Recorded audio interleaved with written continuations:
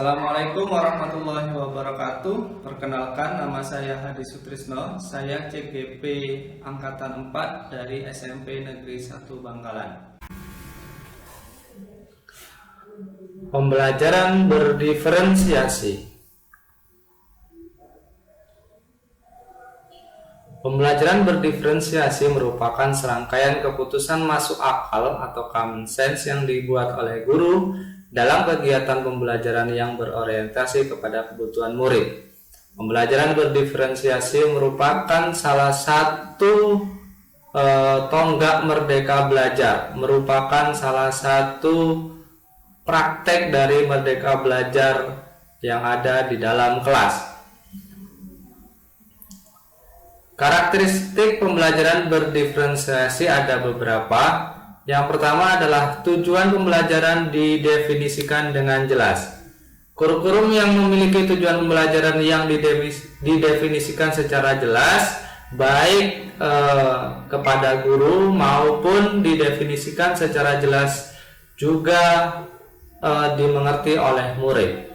Kemudian yang kedua adalah kebutuhan belajar, di mana guru merespon kebutuhan belajar murid. Bagaimana guru akan menyesuaikan rencana pembelajaran untuk memenuhi kebutuhan belajar murid tersebut. Misalnya, guru perlu menggunakan sumber yang berbeda, cara berbeda, maupun produk penugasan yang berbeda. Kemudian yang ketiga adalah lingkungan belajar, di mana guru menciptakan lingkungan belajar yang memotivasi murid.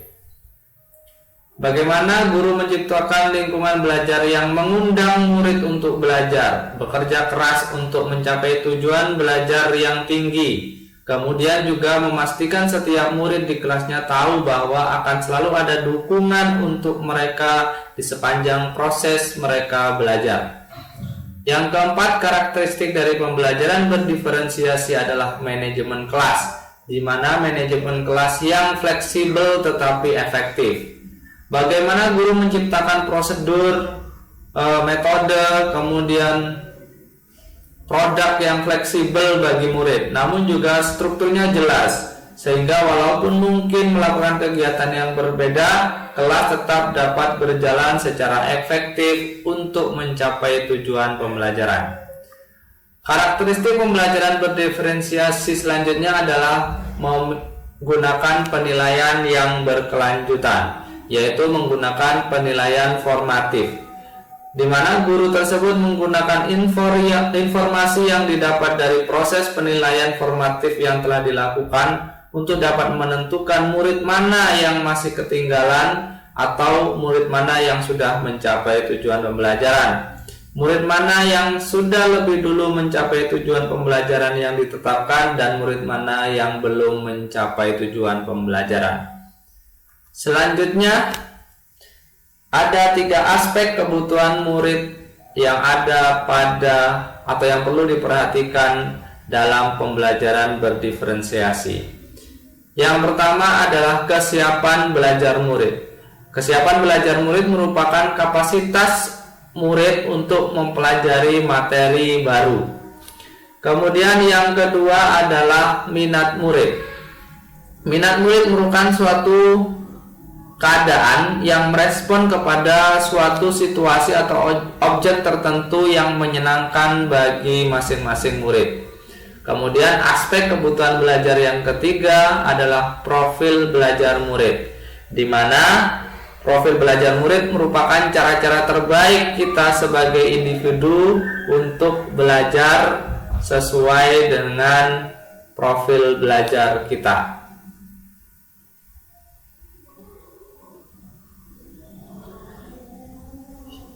Dari ketiga kebutuhan belajar murid tersebut, kita akan kupas satu persatu apa itu kesiapan belajar murid. Kesiapan belajar murid dapat diketahui dengan cara melakukan penilaian diagnostik. Penilaian diagnostik ini ibaratnya seperti equalizer, di mana kita mampu memetakan murid mana yang kemampuannya masih bersifat mendasar, mana yang sudah bersifat transformatif. Mana murid yang mampu belajar abstrak dan mana murid yang masih belajar konkret. Mana murid yang mampu belajar materi sederhana, mana murid yang mampu belajar secara kompleks. Kemudian mana murid yang sudah mampu belajar terbuka maupun murid yang masih perlu pembelajaran yang terstruktur. Kemudian mana murid yang masih tergantung kepada sumber belajar maupun murid yang sudah mampu belajar secara mandiri. Kemudian mana murid yang lambat, mana murid yang mampu belajar secara cepat. Itulah pemetaan kesiapan belajar murid.